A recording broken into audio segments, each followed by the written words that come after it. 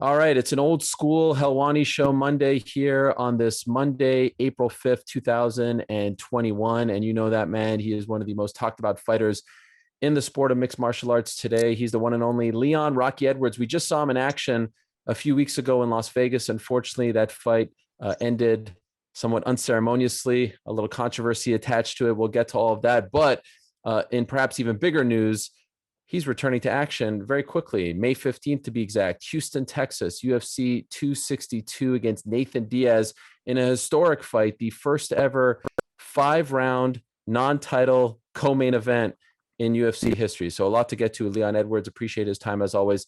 Leon, thank you very much for the time. I actually want to kind of start chronologically here because there's so much that's happened over the last few weeks. Here we are a few weeks removed from the Belal Muhammad fight. How do you feel about what happened that night in Las Vegas? Obviously, I was upset, when it first happened, and to go over like a year and a half without competing and then go back and then have that happen is just my luck, But since then, I've reassessed and had a look at the fight. I felt good in there. I know leading up to the fight, everyone's talking about ring rust and it's gonna be the same. It's gonna be ring rust, but I felt great in the fight. I felt I was beating him easy. Rocked him in the first round. Then also in the second round, the eye poke happened accidentally, and you kind of just that was it really. Obviously, no one wants a fight to end that way, but I'm wondering if it stings a little more for you because you were looking so good, right? And because of the layoff, like I would imagine if you were fighting 3 times in the span of a month, you never want to fight to end that way. But you, after the layoff, you looked so good. You looked in amazing shape. You were on point. And then for it to end like that, like initially when you came to terms with the fact that the fight was actually going to end, how did that feel inside? I was heartbroken. I know ESPN posted a clip where I was crying to my mom after the phone. I was devastated. To go through all that ups and downs in the last year and a half, and to come back and have that happen. It's just like, what now? And leading up to the fight is all about like I wanted to be for the title shot, right? I wanted to put myself in position to get a title shot next, and I knew like after that fight, I probably gonna need one more to get to where I want to get to. But like I said, I've since reassessed, since looked back on it, I felt great. I took the positive from it, which is I got time in the cage. Even though it's only a round, would have preferred to have a bit more time in the cage, but it's only a round, but at least I made weight. I did the whole 5-week protocol. I did it all, So now quick turnaround against Nate, and I feel great. By the way, how do you feel about that clip being posted? Because you're someone who doesn't often show his emotions, and that was a lot of emotion there, and I think it's relatable. But for you, when you saw the clip in the aftermath, how do you feel about it? Yeah, I was like, man, just straight away, like, bro, what the you didn't tell me that the camera was in the bus. He's like, I tried to off, but they weren't leaving, But I didn't even know the camera was there because I literally was like so angry leaving the Apex. I didn't realize that they followed me onto the bus. I know wow. They was following me out the Apex, but I didn't realize they followed me onto the bus back to the hotel. So when I was like chilling one day, I saw on Instagram, I saw myself crying. I was like, what the well, like I said, it's relatable to other people, and that's how much it means to me. That this is all I want to do. This is how much I want to succeed. So is what it is. I'm fully aware that this is somewhat of a loaded question, but like, do you feel like you are cursed right now? Like, do you feel like you just have a lot of bad luck going your way? Nah, not really. It's what it is. Like I said, I take the positive from all of it. Like I said, I got time in the cage. At least I went back. I felt great. I could have been worse. I could have went back. I got battered in the first round, and then the eye poke happened. At least I went out there, dominated him in the first round, and accident happened. So here's what it is. I am, like I said, I've always believed in God's plans, and just that's what it is. Is what it is. At any point, did you consider, this fight ended, like I said, unceremoniously? It was not the way I wanted it to end. Let's run it back with Belal. Was that ever a consideration? Nah, not really. Like I said, Belal only stepped in because Hamzat fell out, right? Belal was never on my radar. I don't think I ever seen a fight of Belal's. The only reason why I chose him, because I've been out for that long. I've been in camp for like for forever. Hamzat fell out in 4 weeks' notice. We went down the list, Colby Covington, all of them, and even Nate Diaz was mentioned, and he was the only one to accept. So that's the only reason why I fought him. So why would I not go back and rematch him? And like it was, like I said, if it was a close round, like it's back and forth, and you might wander around, then probably. But I just don't see what it does to my career and what it does to me going back and rematching him. So he did an interview with MMA Fighting. I just want to get your comments on his comment. He said, quote, man to man, if you're happy with that result, then you shouldn't call yourself a fighter. You shouldn't call yourself a contender. You shouldn't call yourself a champion. Man to man, if you're happy with that result, honestly, you should just hang up your gloves. What do you make of that? That was a error, yeah. I swear to God. I seen him on the Sunday after the fight on Saturday in one of the casinos in Vegas, and this is before he started talking. I didn't know that we spoke like on Sunday mornings in interviews and talking a little but I didn't really go on my phone. So I was in the casino. He came up to me all friendly and all like, like talking all nice and all friendly. So I was like, okay, cool. He seems like a cool guy. Left the hotel in the morning. I was like, what the He's like, like negative about me, So like I said, Belal, that's it. I don't think he's on my level. He needs to work his way up. I work hard to get to where I'm at, and that's it. He got a lucky shot because Hamzat fell out to fight number 3 in the world, and he's just probably trying to get it back, So at least he's got a fight now. Maybe he can leave me alone. Yeah, he is fighting, it appears, Damian Maia later on this year. One last thing on the fight, and it's more big picture. What do you think could or should be done to, try to stop eye pokes in MMA? There's been a lot of talk about the gloves being a little more curved, things of that nature. Yeah. Do you think anything could be done, or is this just the nature of the sport? You need the fingers to be exposed. Yeah, I think just the nature of the sport. If it wants the finger out, even if you curl the gloves, I guarantee somehow it's gonna be an eye pokes. As long as your finger is out, they're going to be accidents. So I don't think it's what it is. For me, it was a technical error. I was kicking and you kind of close the distance as I was kicking, and you weren't like on his eyeballs, that more like on the flesh bit, right? So it's more a technical error than anything. I don't think, like I said, curving the gloves, or as long as the finger is out, you're gonna probably end up somehow poke somebody, and that's a boxing. With boxing gloves, you can't poke no one, and probably that's the reason why they made boxing gloves the way they made it. And yeah, that's it. So immediately after the fight, you said you'd like a title shot. And we'll get to Colby in a second, but I'm just curious, to the best of your knowledge, was there any talk of you fighting Usman next after this fight? Nah, not really. I think straight away, Hunter came to my manager and said, we want the Colby fight next. As soon as I was walking out of the cage, I think really? They spoke, they spoke, So I knew backstage I probably wouldn't have got it, I probably would have preferred more rounds anyway. So it is what it is. Colby Covington was a guy that was pushing forward. That's the guy that UFC was pushing for. But he's been a diva, he thinks like he feels he can wait out and just demand and get, and I just don't think that's the way the game goes. So to the best of your knowledge, why isn't the Colby fight happening next? Because man is weird, Ariel. I don't think you understand. He's a weird man. I don't know. He says he wants to wait. He's waiting for the title shot. He feels he was winning the Usman fight. He feels he got cheated out of it, and he wants a title shot. He's not willing to fight no one in the top 5 until he gets a title shot. He's like I said, these guys are divas, Ariel. I also believe you have to work for what you want, and that's my position. So once you found out that the Nathan Diaz fight was a possibility, did you believe that it was, because you and Nathan kind of went back and forth on Twitter a little bit there, and it always seems like every few months his name pops up and it either happens or it doesn't, but lately he hasn't been very active. Did you think that this was the thing? Like, did you get really interested in it, or did you kind of want to wait till the very end? Yeah, I kind of imagine phone me, right? It's like 12 o'clock at night over here, but he was in somewhere else, and he's UFC phones about Nate Diaz. Whatever. I was like, okay, cool. Phone when the contract is there, I didn't really like Nate. You never know what he's gonna do. He might just talk and then like off for another 6 months, So I said, okay, 4 month contract is there, and I'll tell my coaches just in case. And so that was it. Once the contract came through, and it was official, I was like, okay, let's go. Nate's the veteran of the sport. He's been around for a long time. He's fought. He's a hero of the sport. So this would be a good name to add to my resume. So let's go.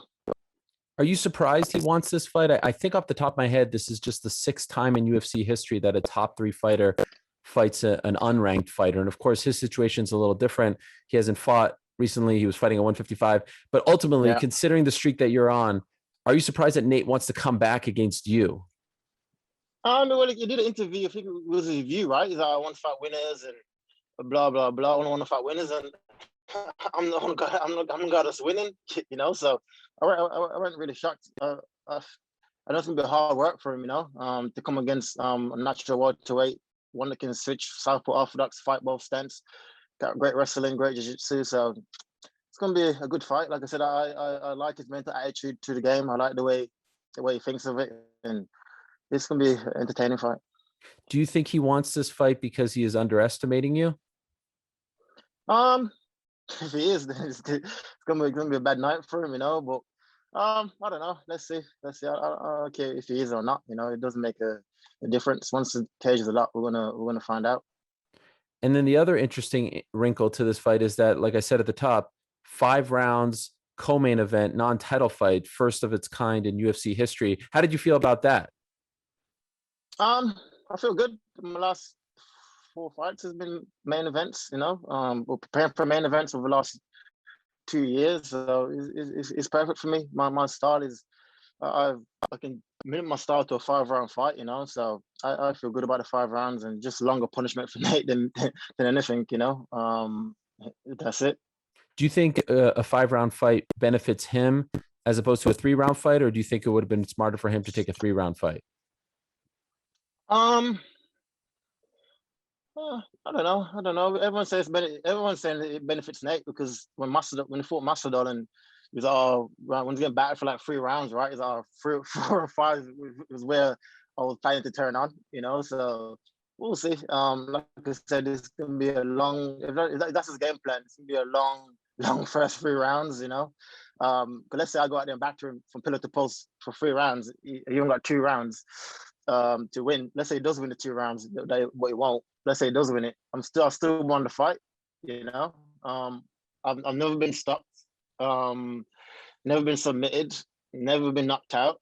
So I don't understand what difference it will make. You can go to the decision, and I'm going to win the decision. So I'm coming in to hurt him. I'm coming in to put him away. I'm coming in there to prove that I am levels above these guys. And I truly believe that every time I fight, every time I do, I believe I am levels above these guys. And the more I fight, the more chemistry I do, my confidence grows, my mental state grows, and I cannot wait.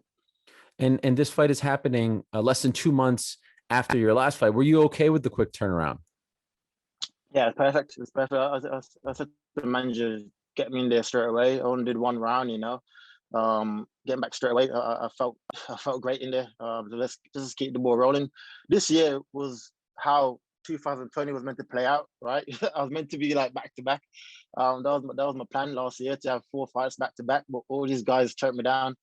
They all like basically tried to blacklist me. Basically, they all just didn't want to fight me for some reason, And so this year's playing out. I feel last year should have played out. So it's gonna be a good year. Have you or your management been told you win this fight, you are getting a title shot? Kind of. But in the UFC, it's like nothing is guaranteed until it's on paper. You can say what they want, but nothing is guaranteed. But I feel if I go out there and put on a great fight, put Nate away, hurt him, make it an entertaining fight, I believe so. That'll put me 9 wins in a row. Well, can't be allowed over 10, so that'll be nine wins in a row. And I feel I've truly deserve it. I don't know where to go from there. Because Masvidal is fighting Usman in a couple of weeks, I think. Mm-hmm. So that's the time frame for me, and that fight is like perfectly. It's a month apart, I think, and we can fight in the summer or later this year. So I think it works out perfectly for title shot. How would you feel if they gave it to Colby? because there's a history there with Masvidal, there's a history there with Usman. If he's clearly waiting for the winner of that fight, right? It seems pretty Yeah. clear what his game plan is, right or wrong. How would you feel if they ended up giving it to him? I don't know. Then I'll leave probably. No, I don't know. I don't know. I ain't really thinking about it. I got history with both men as well. I got history with Masvidal. I got history with Usman. So it's a great storyline. Why would you give it to a guy that coming off 1 wins compared to the guy that's coming off 9 wins? That got history with both men. Mm-hmm. So we make coming off a big name like Nate Diaz to lead into a title shot would be perfect. So we'll see. I really thought about the next year. I'm just focusing Nate Diaz and focusing going out there, looking good and being good. 2 questions on Usman. What do you think of his performance against Gilbert Burns? It was good. He got good jabs, he got hurt. So he showed that he can be hurt, and everyone's be like, there's no holes in his games, he can't lose, you know what I mean? So he showed that you touch him, he can get hurt, so but he has improved with his striking, and you can see that he's been working it. But striking and my striking is 2 different things, It's like I think that probably one of his downfalls, to you try to strike too much and not sticking to what he's good at, which is wrestling, and that might be his downfall one day, but we'll see.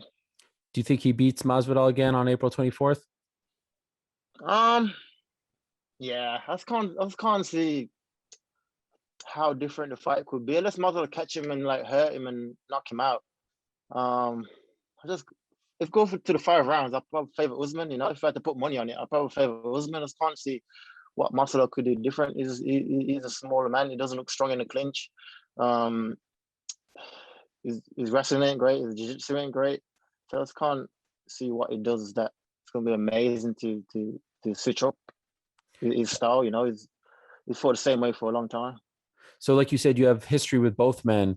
Are you rooting for one to win over the other? Like, do you want that revenge against Jorge, or do you want the revenge against Usman for being the last guy to beat you? Do you have a preference? Nah, they're all ups to me, So I don't care. He won all the same. So I don't care. As long as I get my title shot next, that's all that matters. Well, he wins or loses, it doesn't mean nothing to me. By the way, how do you feel about fighting in a packed arena? I believe they sold out 17,000 fans. 17,000, yeah. I'm excited, man. I'm excited. Okay, it's a little different than the UK right now, right? Like, we're still in lockdown era. Yes. Everything's closed shop, even clothes shops and restaurants, everything's closed there till they're saying June the 21st, all back open, but everything's closed down there. But I'm excited. Even the fought at Apex, I kind of preferred it. It felt good, It's like a gym. It felt like I was in my gym. You got there straight away. You start warming up. It was just like a in and out thing, right? You sit around for 4 hours and you could what you know what I mean? Just like a quick thing, man. I kind of liked it. But you are looking forward. It's great to have fans back. Yeah, okay. I was wondering how you felt about that, because in England it's much different than here in the United States at the moment. Obviously, you and your brother doing great things. Fabian Edwards doing great things as well. Yeah. You're doing great things. And I'm just wondering if you guys ever had, a connection or felt a connection to the Diaz brothers, right? 2 other famous brothers who were around longer than you guys did. Nick back in the day, Nate as well. Did you and your brother have a kinship with those guys? And now is it kind of wild for you to fight one of those guys? Yeah. I wouldn't say really a kinship with them, but like I said, it's a similar thing, right? 2 brothers in the sport. You put us 2 against them 2, we batter them, they're done good, Like I said, they've been around the sport for a long time, man. I remember watching them when I was younger, when I started the sport. So to come now and to going out there and defeat Nate Diaz, that's gonna be a great name to add to my resume as I keep growing. I'm only 29 years old. I got a long way to go. Probably another generation of fighters to fight. So it is. My brother was always fighting the week after me in Charlotte and Bellator. So he's gonna be there with me for my fight. Then from there, I'm gonna fly from there to his fight. So it's gonna be a good little family thing. Yeah. Yeah, I was going to ask you about your brother. I didn't know if that was out there yet in Charlotte, or do you mean in Mohegan Sun? I don't know. I Connecticut, don't know. It's Connecticut, somewhere in right? America, isn't it? Is it Connecticut, yeah, Connecticut? I don't know. I yeah, don't yeah. It know. starts with a C. It I starts don't with a know. C. Yeah, it's all the same. Who's he But fighting? yeah, I don't know. He's Paige Van Zant's boyfriend. I don't know his name. Oh, What's Austin it? Vanderford. That's it. Yeah. Her He's husband, fighting him in Leon. It's her husband, Mr. Van Zandt. okay. All right, Mister. That's a good fight. That's a big That's fight. fuck. Yeah, Mister. That's a good fight for him, man. It's a great challenge for him. You know, it's gonna be a good fight, and he's looking in shape. He's looking good in the gym, so I'm looking forward to it. Man, I can't wait for him to see this. Paige Van Zandt's boyfriend. That's what he's known as. Woo. What's his name? Austin. Austin Vanderford. Yeah. Yeah, that's up. But yeah, Yeah. that's anonymous.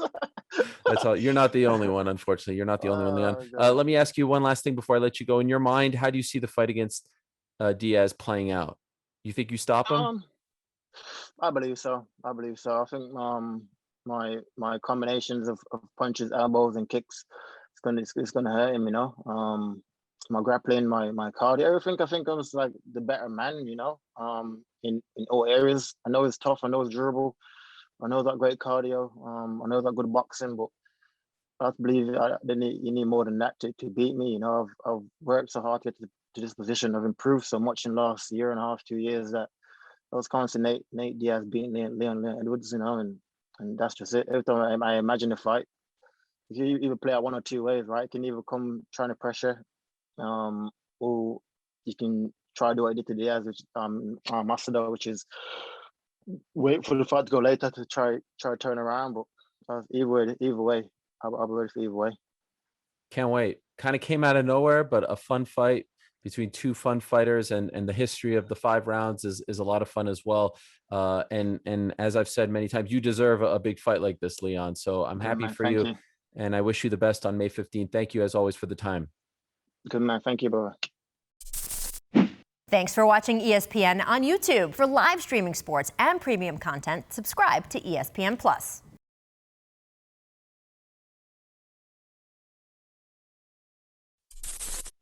Thanks for watching ESPN on YouTube. For live streaming sports and premium content, subscribe to ESPN+.